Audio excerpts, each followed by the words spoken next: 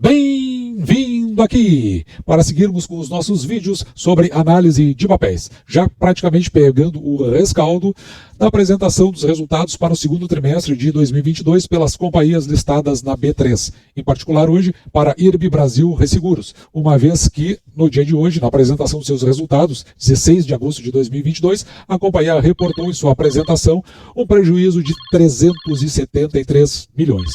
Vamos ver o que temos de perspectiva e também as justificativas para você que, de alguma forma, tem aportado na companhia, já tem ações da companhia ou que pretende ingressar no papel. Seria uma oportunidade?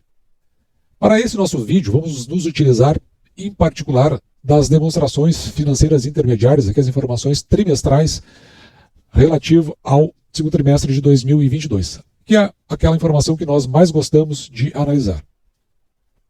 E também vamos nos utilizar da apresentação de resultados que foi feito na teleconferência da companhia para o segundo trimestre de 2022, que traz de uma maneira mais didática o conteúdo que a gente extrai das informações trimestrais. A companhia iniciou a sua apresentação, veja aqui, descrevendo o trimestre que passou como um trimestre drasticamente impactado por esses efeitos negativos de uma seca histórica no Brasil, o que fez o índice de sinistralidade agravado em 35 pontos percentuais, o que veio a impactar no resultado líquido da companhia, aqui no caso, do ponto de vista do lucro líquido, 373 milhões, lembrando que, se nós tomarmos o segundo trimestre de 2021, o terceiro trimestre e o quarto trimestre de 2021, a companhia sempre esteve operando no negativo, principalmente a partir da fraude pela qual ela foi acometida. Note que no primeiro trimestre de 2022 ela teve um pequeno lucro aqui de 80 milhões.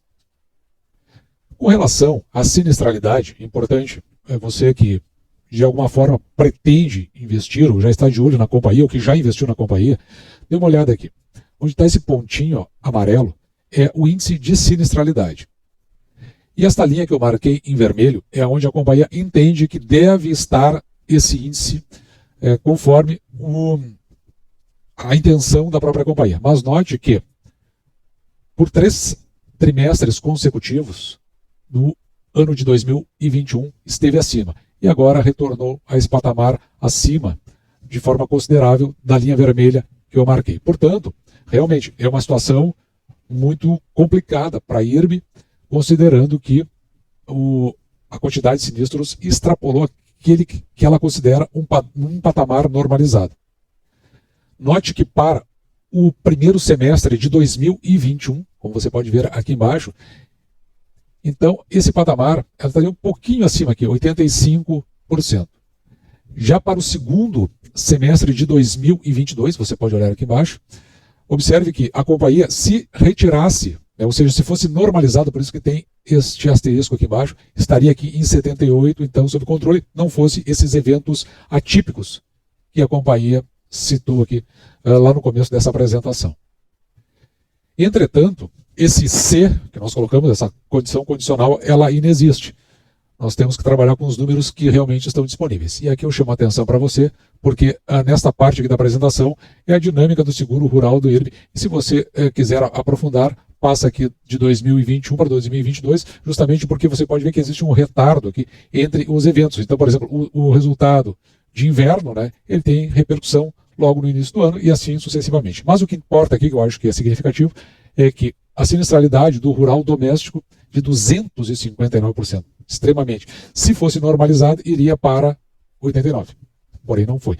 No semestre, como um todo, a sinistralidade em 180%, no entanto, no patamar normal, como eu disse anteriormente, iria a 78%. E isso para tentar buscar alguma esperança em relação à continuidade do negócio da IRB. Então a gente procura verificar alguns parâmetros que a gente pode considerar positivo, como por exemplo, pagamos ou provisionamos, é o que está escrito aqui, cerca de 1 bilhão referente às safras de inverno de 2021 e verão 2021-2022, conforme esse gráfico que está mais acima. E nas considerações finais da companhia, antes de nós irmos para a finalização desses números, vamos ver o que foi dito na apresentação. Bom, como o Vini acabou de escrever, a companhia se encontra desenquadrada em relação aos indicadores regulatórios. Mas creio ser importante ressaltar que o IRB apresenta, a gente vai ver também, né? Uma solvência total superior a 190%, e cerca de 8 bilhões em ativos para fazer frente, né, às obrigações para os nossos clientes. Nós enviamos ontem para a SUSEP o plano de recuperação de cobertura, PRC, documento que descreve as ações em andamento e planejadas para reenquadrar a companhia.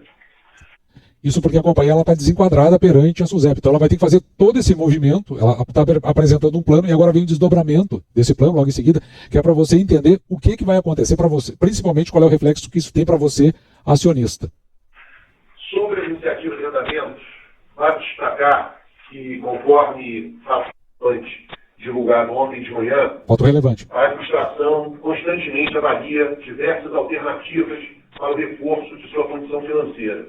E, nesse contexto, estuda a possibilidade de realização de uma operação de captação de recursos, que, em princípio, consistiria em uma oferta pública subsequente de distribuição primária de ações, um follow-on. O IRB tem... Então aqui é interessante você que já é acionista da companhia, porque é um follow-on. Dependendo como vai ser, eu não tenho muitos dados sobre isso ainda, a gente pode escrever assim que forem saindo as primeiras informações, pode acontecer inclusive de você ser diluído. E seu ativo, imóveis e outras participações societárias relevantes que pela regulamentação, né, não podem ser utilizados na cobertura de posições técnicas. Estamos trabalhando na venda desses ativos e participações. E uma terceira linha de... Então, isso é importante também, porque isso gera um efeito sobre o patrimônio líquido da companhia. E isso pode desequilibrar na sua relação do preço da ação com o valor patrimonial que a companhia pode acabar, no caso, né, na hipótese de venda desses ativos. Essa mais conjuntural consiste na utilização de operações estruturadas de retrocessão, como os LPTs já citados pelo RIB e cessões de carteira, que ajudam a diminuir o capital mínimo requerido. Quando vemos, e aí estou olhando aqui o segundo parágrafo, né? Quando vemos o resultado do semestre normalizado, dos efeitos climáticos já amplamente citados, e da Covid, esse resultado foi positivo, graças ao resultado financeiro e à melhoria operacional em relação ao ano passado. Aqui, a gente sabe que pode ser frustrante, no meio de um processo de recuperação, ter que lidar com eventos tão atípicos e danosos que prejudicam duramente o resultado. Mas é super importante não perder de vista a recuperação observada nesse semestre, quando consideramos esse efeito.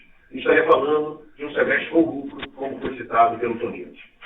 Bom, então é o seguinte, a gente vai descartar algum desses fatores para o que nós vamos apresentar em termos de indicadores da companhia, que é mais ou menos isso que ele está dizendo, né? Se não tivesse tido uma situação tão agravada. Mas o fato é o seguinte, se você é investidor, você precisa ter também em mente, porque a gente precisa avaliar do ponto de vista isento de qualquer vínculo que a gente possa estabelecer em relação à companhia. Mas o fato é que, além da questão de fraude, né, que foi apresentado para a companhia, ela também entrou num processo aí de muito, como se diria na linguagem popular, uma grande zica. Vendo aí o que pode resolver em cima, porque a gente, segundo o próprio apresentador aí da companhia, que é o CEO dela, veja o quanto é o desânimo, né, colocado na voz para apresentar esses resultados. Bom, mas eu vou parar por aqui, porque não tem mais necessidade de nós avançarmos mais sobre isso. Só vamos traduzir esses dados para a nossa planilha, onde nós podemos apresentar os indicadores, que nós coletamos lá das informações trimestrais. Trazendo os resultados aqui para a nossa planilha, para dar uma simplificada, observe aqui que a receita operacional líquida da companhia, uma estimativa para o exercício de 2022, podendo chegar a 6,8 bilhões. Veja que com aquele resultado de 80 milhões, e descartando qualquer outra excepcionalidade para a companhia, nós consideramos aqueles 80 milhões para os semestres vindouros. Então, a gente está fazendo dando um olhar com bastante positividade, mas uma expectativa positiva para o andamento do lucro líquido da companhia. Se ela mantiver o lucro do primeiro trimestre, note que ela tem a chance de fechar o exercício com prejuízo de 131 milhões. Teria que acompanhar como é que ela vai andar ao longo do próximo trimestre, na verdade desse trimestre que nós estamos, que é o terceiro trimestre de 2022, para ver o que pode ajustar em termos dessa projeção que nós fizemos. E evidentemente que para essa projeção, fechando no prejuízo, não tem condições aqui de fazer pagamento de proventos. Então, se você está na companhia, se você pretende ingressar na companhia, neste prazo mais curto, expectativa de proventos, nós não conseguimos enxergar. E para esse resultado projetado, note aqui, ó, que ao instante desse vídeo, a ação está sendo cotada a R$ 2,18. Para isso, nós temos um preço sobre o valor patrimonial da ação em 85, podendo indicar que a ação esteja barata. Só que é algo importante, e inclusive também podendo até ter uma relação com o risco de investir nessa companhia, porque quando está abaixo de 1, é um indicativo de que a ação possa estar barata, mas também de que possa não haver risco em ingressar nessa ação. No entanto, a gente considera isso quando a empresa está tendo lucro. Nesse caso, como ela está tendo prejuízo, na verdade, não está valendo tanto isso. Principalmente, como nós dissemos ali, aliás, quem disse foi o CFO da companhia, com a chance de venda de ativos para poder se normalizar perante a SUSEP. Para esse lucro líquido negativo, note aqui, ó, o preço da ação sobre o lucro líquido por ação em menos 20,96. Quando o PL da companhia dá negativo, o indicativo é de que ela está no prejuízo. O que a gente nota é que, com esses resultados que nós apuramos, veja que a receita nos últimos 5 anos vem crescendo a 7,5% ao ano, que é um indicativo positivo. No entanto, veja aqui o lucro líquido aqui, menos 167% no crescimento médio composto. Claro, evidentemente que é um período de muito prejuízo. Então, vamos levar isso aí para a nossa planilha final. Na realidade, para a nossa tabela final. Aqui ficamos em IRB, você pode ter ali do lado a oportunidade de fazer um comparativo com, nesse caso, Banco do Brasil Seguridade, BB Seguridade.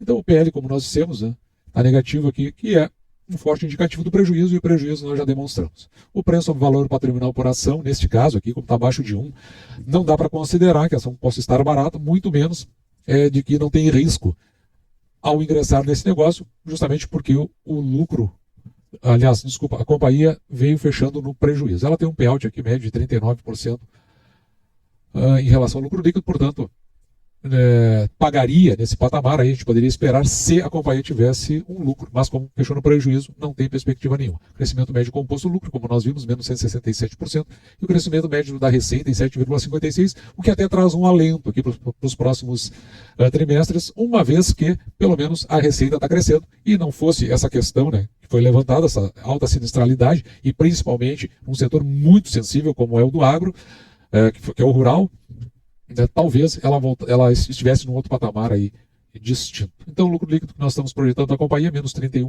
milhões ao final do exercício, que na verdade é um prejuízo de 131 milhões ao final do exercício de 2022, mas há que se considerar alguns fatores aqui, né? Você pode ver que, em média, a companhia vinha pagando aqui 41 centavos, mas também isso aqui gerou efeito sobre a questão da fraude em que ela esteve envolvida. Mas digamos que ela voltasse para esse patamar dos 41 centavos, a ação aqui cotada a 6,83 teria um preço teto interessante, porque basta dividir os 41 centavos por 6%, porque 6% é o mínimo que nós aceitamos receber em proventos pelo valor que pagamos pela ação. No momento que eu estou fazendo esse vídeo, a ação foi cotada aqui a R$ 2,19. Não temos projeção para preço teto, porque evidentemente não temos projeção para proventos a serem pagos pela ação. Então, a nossa avaliação aqui final, com todo esse conjunto de informações que eu trouxe aqui para você, é que o entendimento é de um risco significativo de investimento na companhia. Para fins do canal, ela não entrará na carteira. Para os meus fins particulares, da minha carteira pessoal, eu sempre analiso essas empresas assim dentro de um contexto que possa gerar uma oportunidade. Oportunidade que eu não vi até o momento, principalmente em função do preço e do resultado. Eu preciso ver mais da IRB Brasil Resseguros para que eu possa ter uma posição mais consolidada, justamente porque, até numa carteira pessoal, não a carteira aqui do canal, eu também uso medidas muito conservadoras para as minhas tomadas de decisão. Pode ser que em algum momento aí eu acabe entendendo, ou até trazendo como um exemplo aqui para o canal, a título de um investimento, mas aí não para fins de recebimento de proventos, mas sim como oportunidade. Desta forma, esse foi o vídeo de hoje. Espero você tenha gostado. Vou ficando por aqui, me despedindo e deixando para você, como sempre, o meu grande abraço.